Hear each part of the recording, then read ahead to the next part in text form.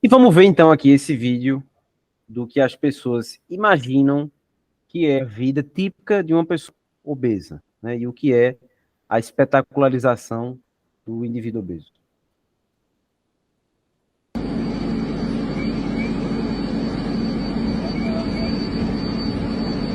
De repente, você lendo aqui a reportagem, né? A legenda está dizendo aqui: bombeiros resgatam homem de 250 quilos que vivia em montanha de lixo em seu apartamento. E aqui a gente consegue ver uma equipe de resgate tendo que quebrar uma parede, usar um guindaste para poder entrar no apartamento de uma pessoa obesa para resgatar essa pessoa dentro da sua casa. Tá? Vou soltar aqui.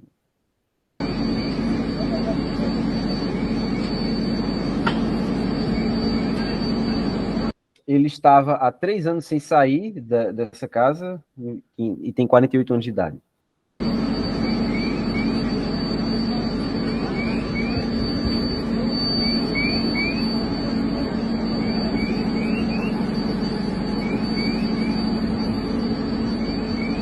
E aí eles mostram os bombeiros tendo que colocar aqui um cabo de aço, né, para poder içar o indivíduo.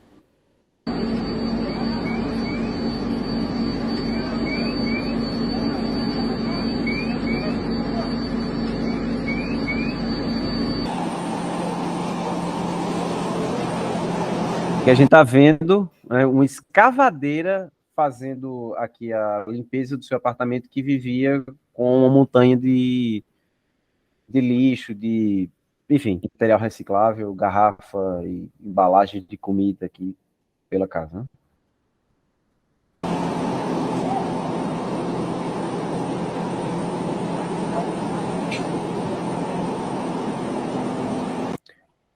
É isso.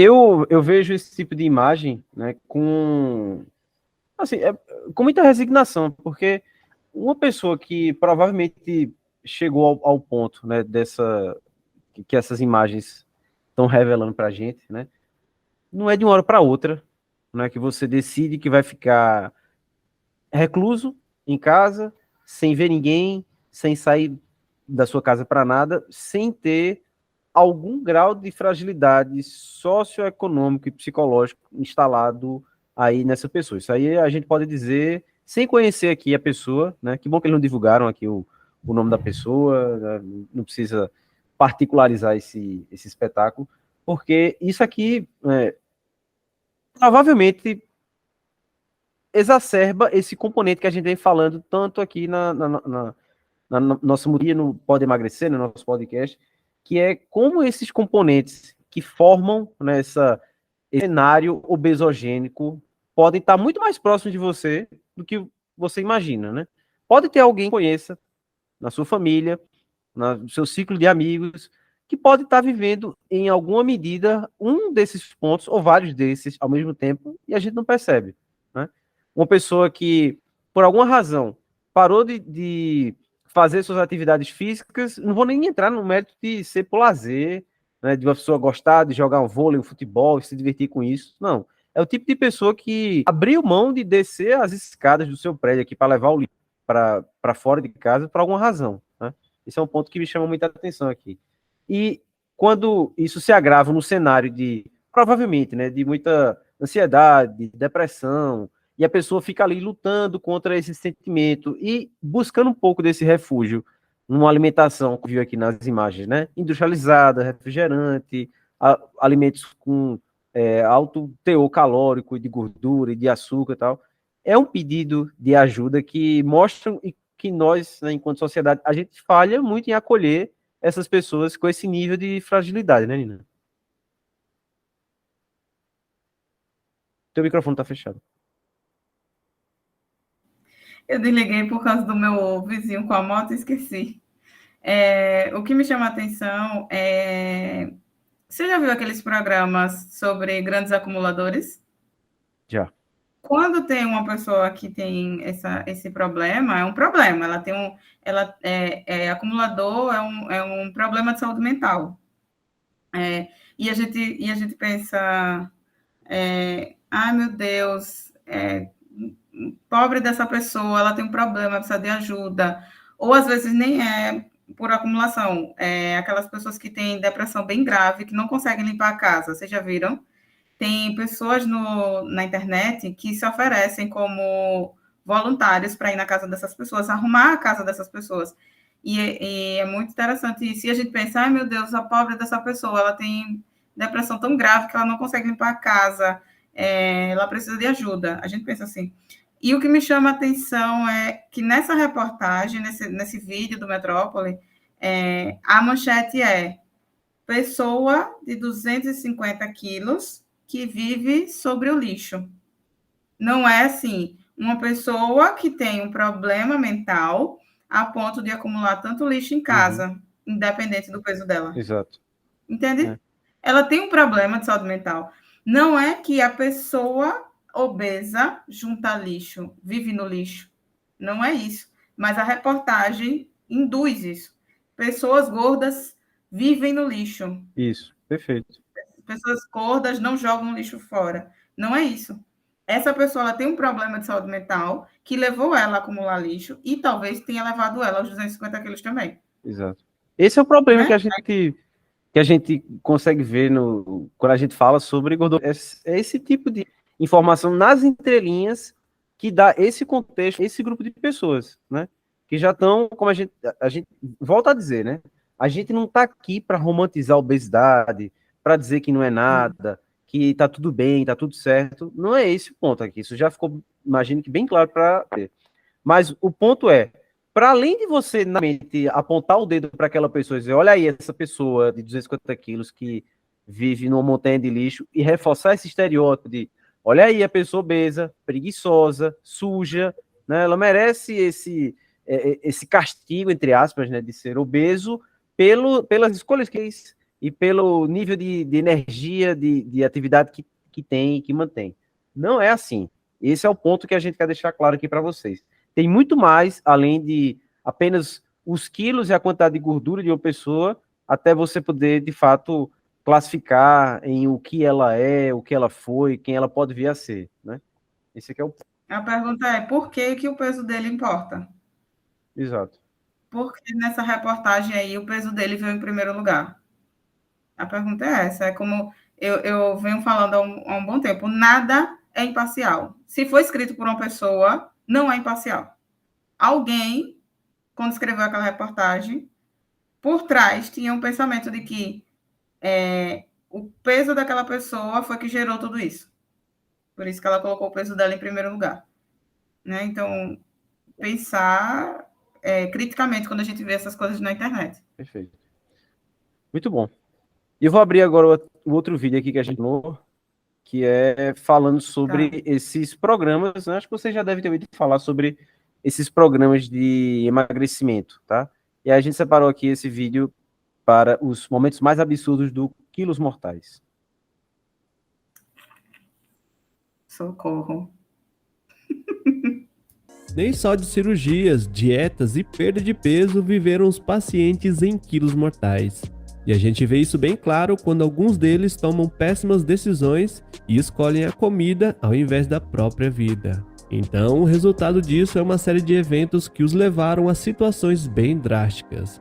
E como qualquer bom programa de TV, Quilos Mortais está repleto desses momentos. Por conta disso, reunimos aqui uma lista dos momentos mais absurdos que aconteceram no programa. Esse é um ponto que é interessante, que essa frase me pegou já no começo aqui. Que a pessoa obesa escolhe a comida no lugar de escolher a própria vida, né? Eu não vou entrar tanto assim no mérito dessa questão, mas isso é uma discussão filosófica muito profunda, né? Do que é que a pessoa, com os elementos que constituem a vida dela, né? Uma pessoa que aprendeu a afogar suas mágoas numa comida, que aprendeu a comemorar, né, seus aniversários, suas conquistas, sempre com comida mais calórica e mais saborosa, palatável, né? E aí a pessoa, nesse momento, se depara com as repercussões do excesso, enfim, desse tipo de alimento, e aí você coloca, tá vendo? Ela escolheu essa comida no lugar de viver bem e tal. E não é, se fosse tão fácil assim, né?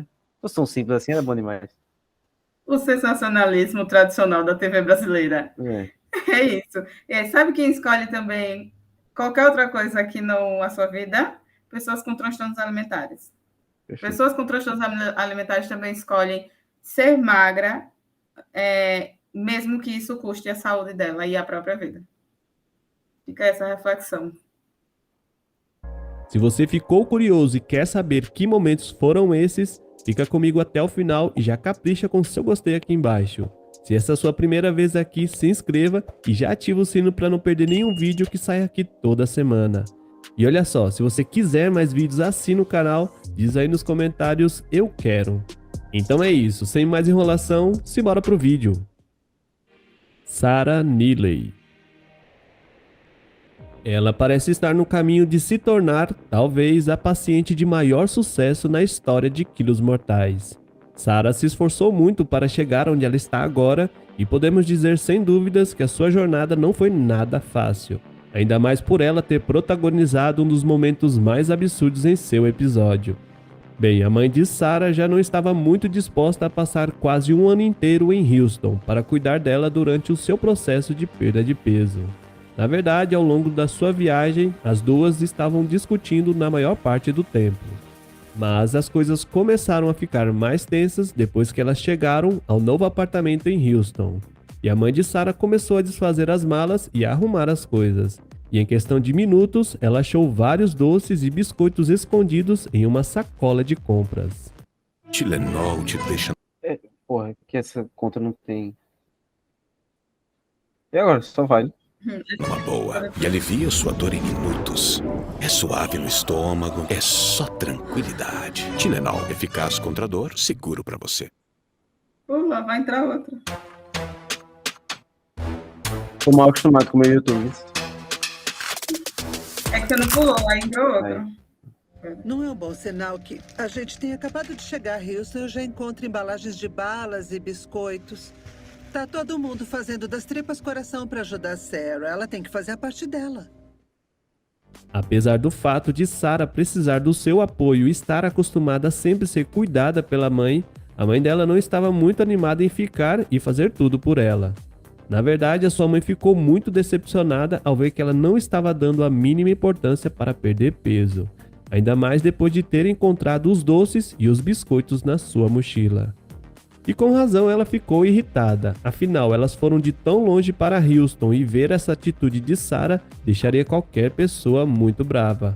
Isso é uma coisa curiosa, né?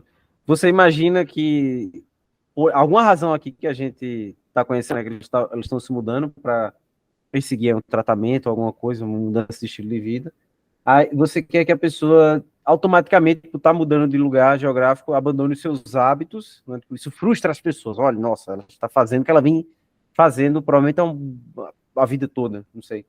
E ela continua fazendo isso, né? Não é... Isso choca. Exatamente. Além das péssimas desculpas que a Sarah deu para sua mãe, ela se mostrou ainda mais preocupada com a situação da sua filha, pois só mostrava que naquele momento Sarah não estava levando a própria vida tão a sério quanto as pessoas ao seu redor.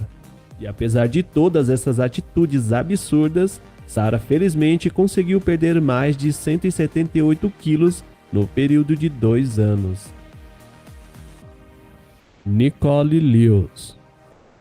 Nina, algum comentário antes de passar para esse... Eu queria ver como é que ela tá hoje. Porque ela perdeu 178 170 quilos em 2 anos e a gente não sabe como é que ela ficou depois desses 2 anos, né?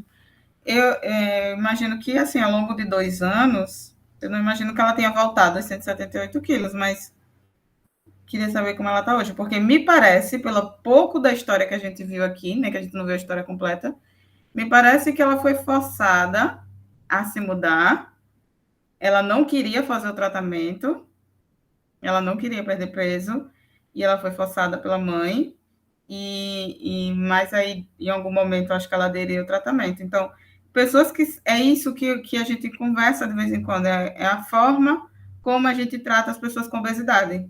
Como se elas fossem crianças que devem obedecer, né? Você é obesa porque você quer, e agora você vai perder peso porque eu quero. E nenhum dos dois é real. A pessoa não é obesa porque ela quer, E também ela não vai cuidar da sua própria saúde porque um terceiro quer. Exatamente. Não existe isso. Todas essas, todas as síndromes, doenças, ou qualquer problema que o indivíduo tenha, o ser humano tenha, que, em medida, afete a sua capacidade de se apresentar como indivíduo para a sociedade, é sempre um problema muito, muito difícil das pessoas ao redor lidar. A gente está lidando aqui hoje com obesidade, mas para uma pessoa que, de repente, tem problema de saúde mental, transtornos graves de depressão e ansiedade, esquizofrenia, em boa medida a pessoa parte exatamente dos mesmos fatores, né? É uma doença, né, que tem seus fatores genéticos, mas também é desencadeada pelo ambiente que a pessoa vive. Aí você, de repente, está vendo lá uma depressiva, no canto dela, prostrada. Vou pegar o estereótipo, tá? A pessoa está deitada na cama e não tem vontade de fazer nada, né? Que as pessoas vão começar a julgar essa pessoa por não tem força de vontade, tá faltando tal coisa na vida dela, mais vontade de viver, espiritualidade, o que quer que seja, mas as causas vão definir para que o indivíduo esteja por essa situação, a gente não está nem perto de acolher, de tratar, né? Mas só de levar essa pessoa a sentir a própria culpa por ser ou por estar, né, na condição que está. Esse é um ponto que é muito difícil de. É muito difícil de uma pessoa que não tem nenhum tipo de formação ou eu não vou nem dizer de capacidade, vamos dizer de formação mesmo assim, né? Para tratar com essas pessoas, imaginar que basta essa pessoa que está sofrendo com isso fazer o que você faz, ou ter esses elementos que para você representam felicidade, bem-estar e saúde mental, e a pessoa automaticamente deveria estar fazendo isso. Se fizer, ela é culpada por não estar fazendo isso por alguma razão. Entende como é complicado lidar com essas doenças que lidam com o estilo de vida também. Não é um braço quebrado que você. Eita, você está com o braço quebrado, vamos lá para o pronto-socorro que o médico vai remendar aqui, coloca o gesso e está tudo certo. Não, pô, é como a pessoa acorda durante o dia, como ela dorme, o que é que ferir nas suas relações, como ela se vê, como é que o cérebro dela funciona. É uma coisa muito mais complexa e a gente fica só com essa casca, né? Ó, tá aqui, 178 quilos foram perdidos. Eita, legal. Eu não sei nem qual foi o método que eles estão colocando aqui para dizer que a pessoa perdeu. Primeira coisa que você me pediu para ver, que a gente não tem, saber como é que ela está depois, se é que ela conseguiu manter e sustentar essa diminuição drástica do seu peso corporal, né? E o impacto que isso tem na sua vida. E não sei se você lembra, mas ele começou dizendo que esse foi o caso de maior sucesso. E o sucesso é medido pelo quanto de peso ela perdeu. A gente não sabe como ela está hoje, nem de saúde física, nem mental. Porque nem sempre perder peso traz saúde. A gente sabe nada. O sucesso é medido apenas com quanto de peso ela perdeu. Fim. Exatamente. Exatamente, Nina.